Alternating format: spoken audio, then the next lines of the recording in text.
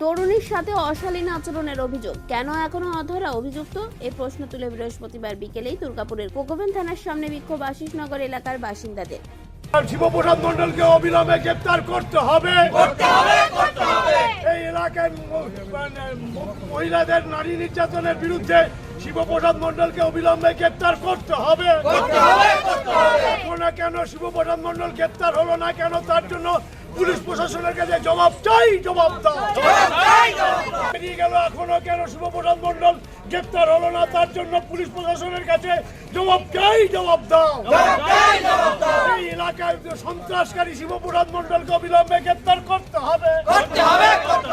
এই এলাকার থেকে মেয়ে তুলে নিয়ে নির্যাতন করেছে শিবপ্রসাদ মণ্ডলকে গ্রেপ্তার করতে হবে।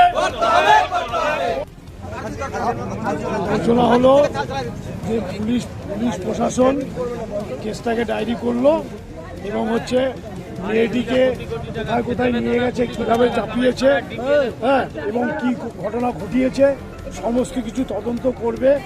মেয়েটাকে এবং মেয়েটার বাবা, মেয়েটার মা রয়ে গেল, ওদেরকে নিয়ে এখন বেরোবে, বেরিয়ে টোটাল তদন্তটা করবে।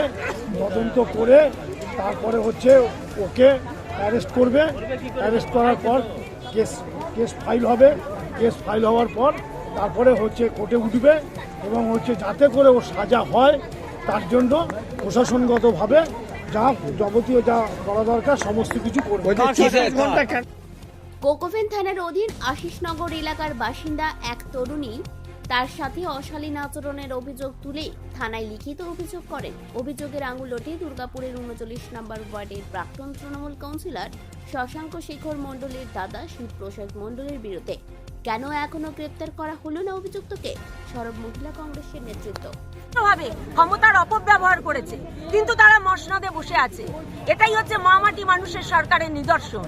যারাই ক্ষমতায় থাকে তারাই অরাজকতা করে, তারাই সাধারণ মানুষের ওপরে, মা বোনেদের ওপরে অকথ্য অত্যাচার করে এবং সেটা আমাদেরকে দাঁড়িয়ে দাঁড়িয়ে দেখতে হয়। তার বিরুদ্ধে আজকে আমরা বছরের প্রথম দিন 2026 আমরা এর বিচার চাই। এবং শুধু তাই নয়, যেখানেই সে গা ঢাকা দিক না কেন, আমরা একটা অবিলম্বে দাবি করব যে শিবুকে আমাদের পাবলিকের হাতে তুলে দেওয়া হোক, পাবলিকই এর বিচার করবে। কারণ আজকে আইন তার নিজের পথে চলবে, প্রতিক্রিয়া তৃণমূল নেতৃত্বের। তদন্ত করবে, যে ব্যাপারটা তদন্ত সাপেক্ষে পড়ে আছে সেটাকে রং দিয়ে ওর সঙ্গে তার সঙ্গে তৃণমূলের একটা সম্পর্ক বের করা, এগুলো অন্যায়। এগুলো সব পুলিশ তদন্ত শুরু করেছে, আইন মাফিক ব্যবস্থা নেওয়া হবে বলে জানিয়েছেন।